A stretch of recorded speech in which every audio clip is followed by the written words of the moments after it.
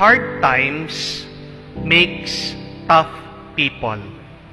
Tough people makes good times. Good times makes weak people. And weak people makes hard times. Yung masasakit, mahihirap na sitwasyon, ito ang paraan para mahubog, lumitaw ang mga malalakas na tao. At ang mga malalakas na tao ang gumagawa ng mabubuti at masasayang panahon at sitwasyon. Pero pag ang isang tao nabuhay siya sa masaya, payapa, tahimik, komportableng sitwasyon at panahon, nagiging mahina siya.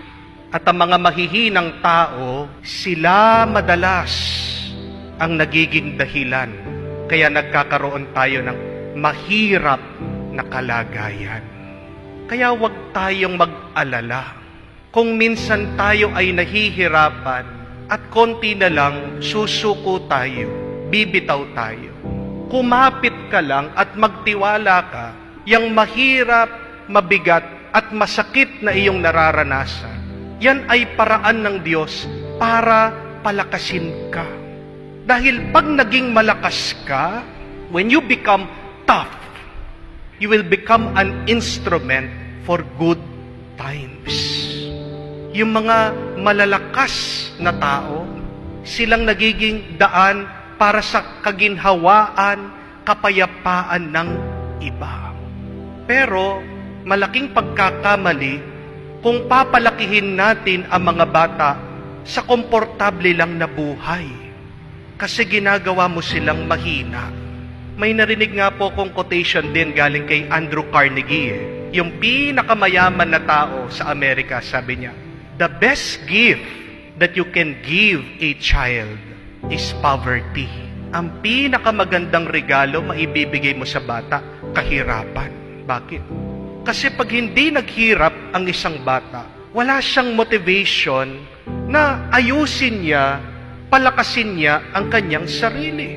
Dahil sa kahirapan, yan yung nagtutulak sa atin para managinip, para mangarap sa isang mas magandang bukas, para sa isang mas magandang sitwasyon, para sa isang mas masaya at mabuting kalagayan.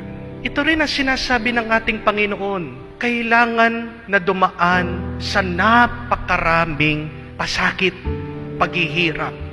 Sabi niya, napakarami, sunod-sunod, at napakaraming mga kaaway ang magpapahirap sa kanya. Kailangan ang mga sunod-sunod napakaraming problemang ito. Dahil kung hindi siya mahihirapan at mamamatay, hindi rin siya muling mabubuhay. Without suffering and death, there will never be a resurrection. Without these problems, there will never be new life and glory. Itong si San Pedro, binawalan siya. Sabi sa kanya, "Panginoon, wag po, sabi niya. Ano yung sabi ng ating Panginoon? Umalis ka dyan, Satanas. Yang pag-iisip mo, ng gusto mo, komportable, masayang buhay, hindi tama yan. Yang pag-iisip mong yan, hindi banal. Hindi yan makadiyos. Para sa Diyos, mahalaga pa rin ang paghihirap, ang dumaan tayo sa hirap. Dahil dyan sa hirap, dyan lang lilitaw ang lakas, ang kabutihan. Tingnan nyo po dito, makikita nyo. Ang paraan ng demonyo para tayo ay madapa ay hindi ang mahirap na buhay. Ang paraan ng demonyo para malayo tayo sa Diyos, isang masarap na buhay. Kaya tingnan niyo po ano yung mga tukso ng demonyo. Puro masasarap. Masarap na pagkain. Maalat, matamis, mataba. Masarap, pero hindi tama. Masarap, pero hindi masustansya.